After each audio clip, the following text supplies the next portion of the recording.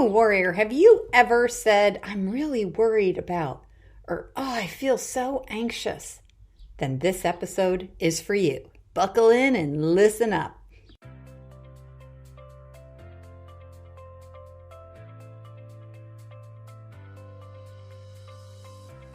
Hi, this is the Love Your Life Show with Susie Pettit, Certified Life and Wellness Coach. Join Susie as she helps you with your wellness and mindset so you can live a life you love. Let's go, warriors! Warriors, hello and welcome to another week with me, Susie Pettit, your Certified Life and Wellness Coach. I am so thrilled to bring you this week's episode. It is just an awesome one. I titled it Anxiety Happens. And I'm grateful that you clicked on this because maybe that's not the most upbeat, like, woohoo, yay title. But let me tell you, anxiety happens. That's right. Like, it happens. It's a part of life. For some of us, it happens more often than others. But the feeling of anxiety happens. And the more we can remove shame or judgment around it, the better we all will be at getting through life with our human brains. I truly think that if we're able to say something like, aha, this is my anxiety talking, or oh, this is my brain feeling anxious, we would suffer with it a lot less. Okay, that also goes for the other people in our lives. If we're just like, ooh, he's having an anxious moment, or I think his anxiety is present. Okay, it leads to a lot less suffering. If you've heard me talk about suffering, I talk about the definition of suffering is resisting what is, like resisting reality. That's what we do. And we're like, oh, no, I'm not anxious. Or, oh, no, anxiety shouldn't be here. Okay, it's not helpful. Not helpful. We will suffer a lot less when we can just allow it to be there. Okay, what do I mean by that? Well, what do you do when you feel anxious? If you're anything like me, you're going to act reactively in some way when you're feeling anxious. Okay, we try not to feel it. We might distract ourselves by eating or drinking or watching Netflix or getting on Instagram. Or, my gosh, there's so many things to numb out, to avoid that feeling of anxiety. And what I want to offer today is the freedom that comes from letting it be. Just noticing it. Being that watcher of our brain from a place of knowledge and compassion. The knowledge that our brain is being normal. Okay, that this is what human brains are programmed to do. That's right. Our human brains are especially well equipped to produce anxiety. They're like little anxiety maker machines. I've spoken many times on the show about how our brain's main job is to keep us alive. Okay, it doesn't care if we're happy or productive or in connected relationships or really it's showing up skillfully as a parent. It cares with whether we survive to the next day, whether we make it to the next day, even if we're crying and feeling like crap about ourselves. Our brain is like, woo, win, one for the team. It doesn't feel like that though, does it? Okay, that means though that since our brain's main job is to keep us alive, what that means is one of its main functions is to predict potential threats. It looks for things that might go wrong and then gets quite noisy and vocal about pointing out these potential threats to us. Like, what if he says this? What if she does that? What if this happens? What if this doesn't happen? The reason our brains do this predictive thing can be super helpful because our brains can anticipate threats before they happen. And then we can take action to prevent that threat, to keep ourselves safe from that.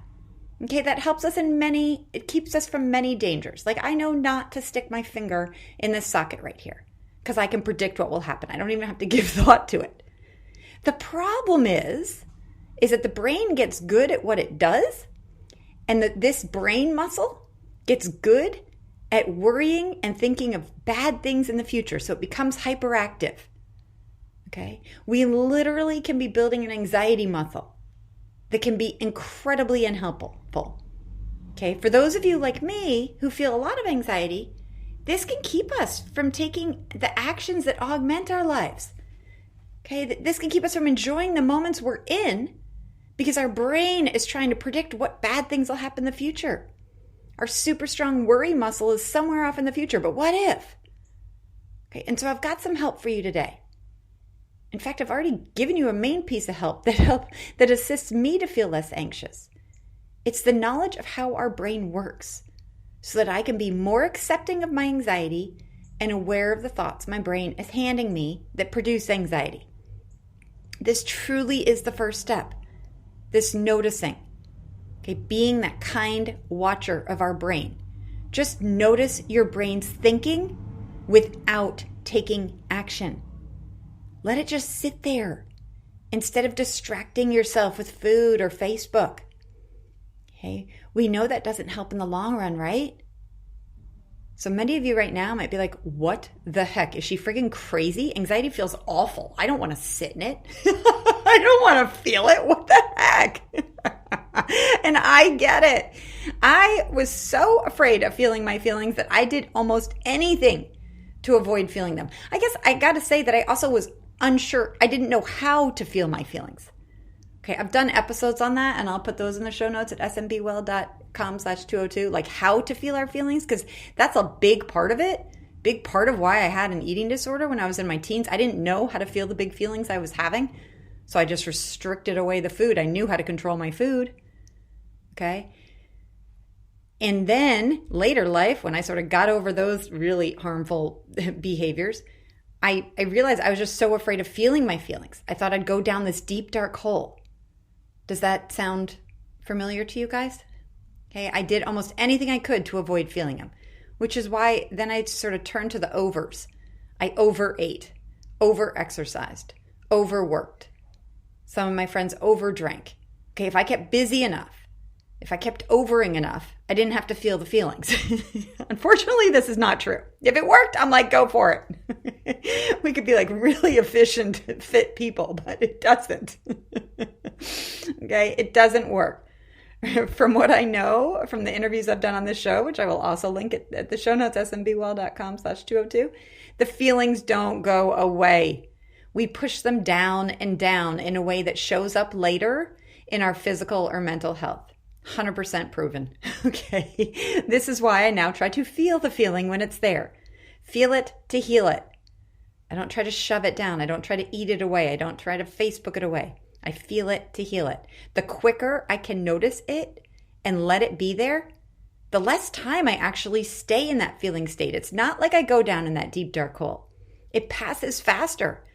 And this is what I'm talking about when I say on the show that the more comfortable we can get with feeling uncomfortable, the better life will be. I talk about that choose your heart. I'm serious because I've done it. Okay, I do it. The actual physical sensation of anxiety is not pleasant.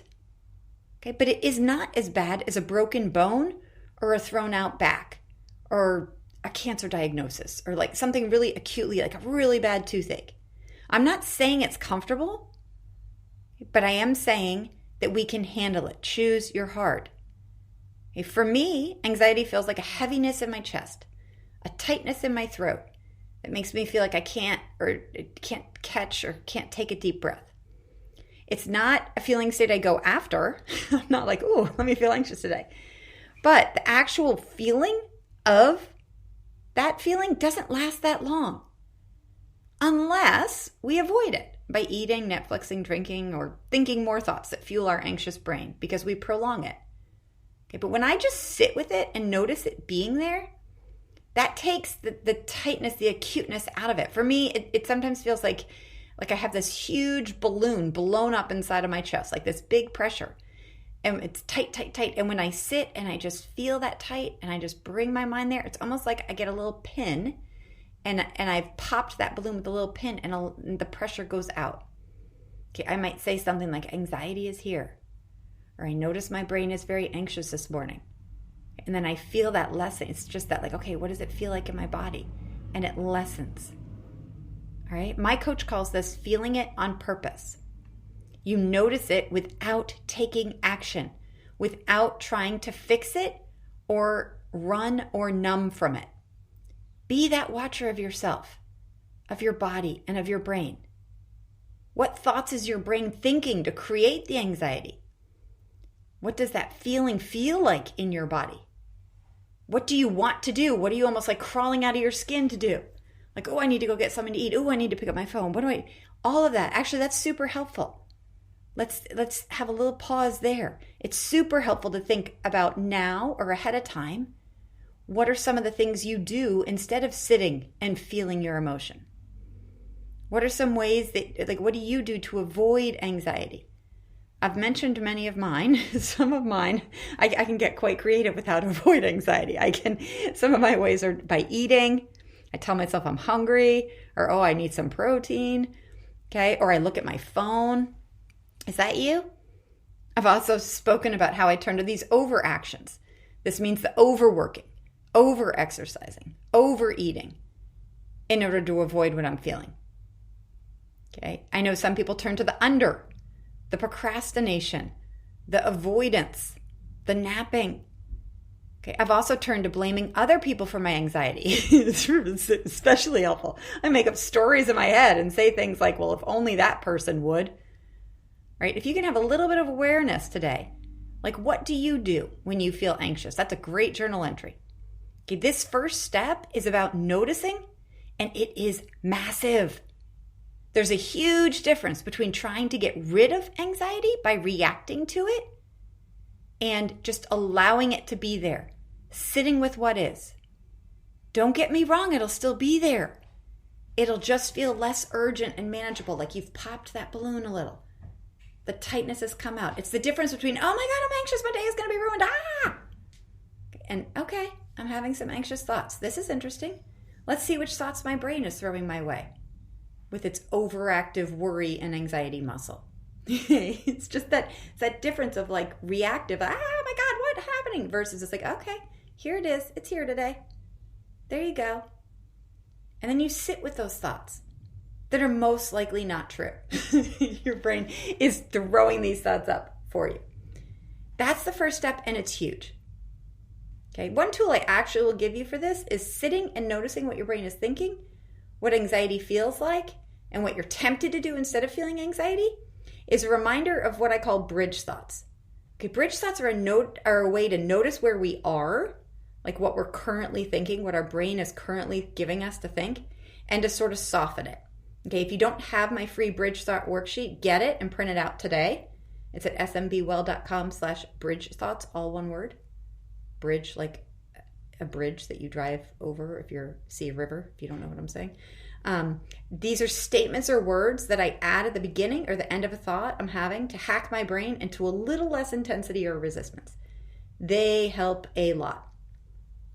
Also, for my parents out there, this episode might be one to re-listen to with the thought, so listen to it now thinking of yourself and then re-listen to it thinking of your thoughts of your child and what you do when they're feeling anxious.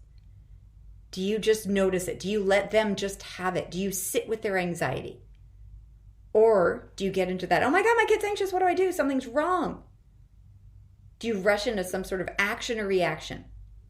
If so, the skill of sitting with discomfort and noticing is a hugely helpful step for you to master.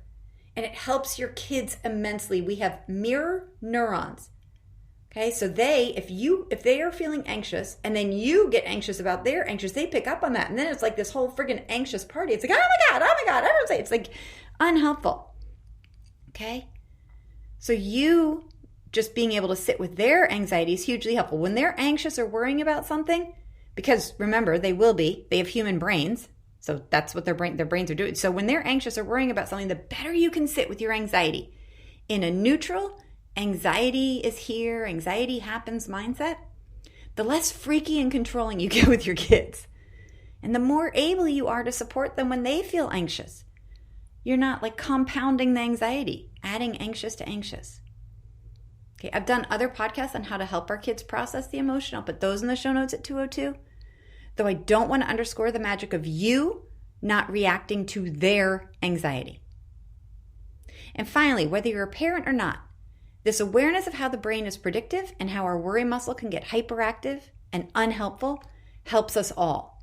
When we can have a truer understanding of the human experience and what it's like to be human with a human brain, we have more empathy and understanding when we see others being reactive, rude, or spiraling in their thoughts. I might say something in my head like, whoa, looks like they're in a tough place. Or whoa, looks like their brain's firing up some nonsense thoughts.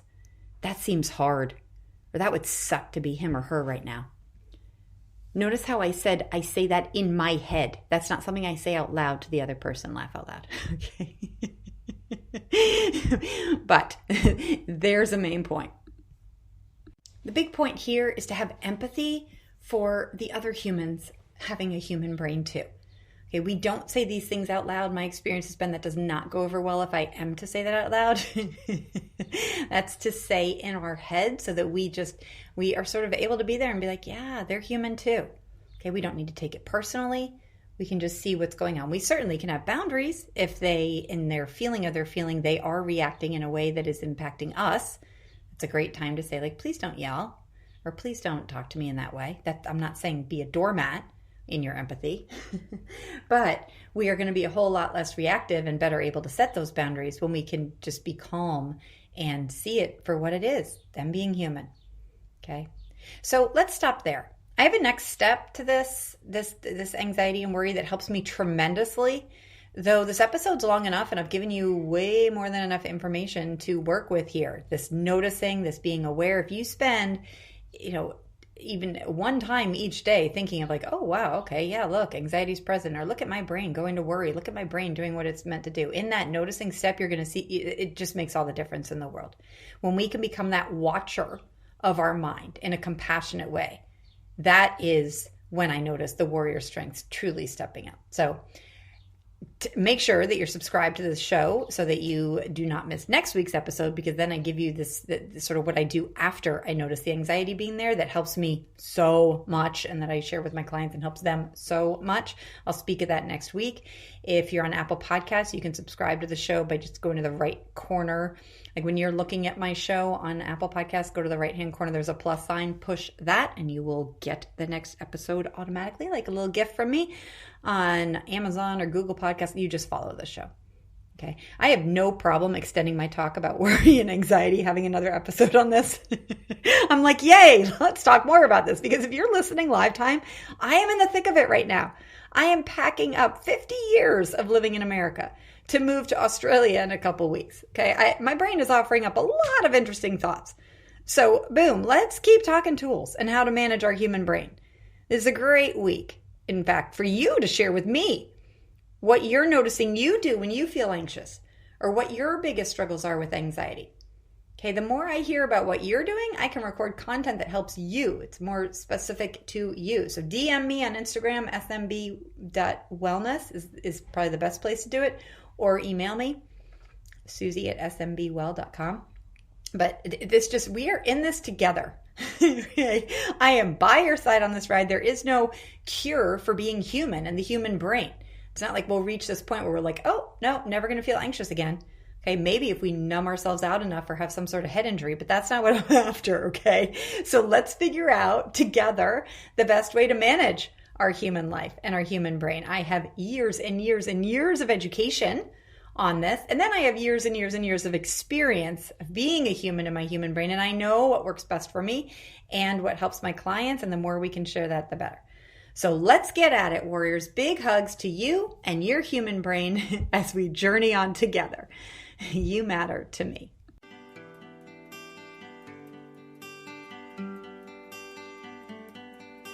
Thank you for listening to the Love Your Life show. If you want to hear more from Susie and support the show, be sure to subscribe to this podcast on iTunes. Also, leave a review and share this podcast with friends and family. Go get 'em, warriors.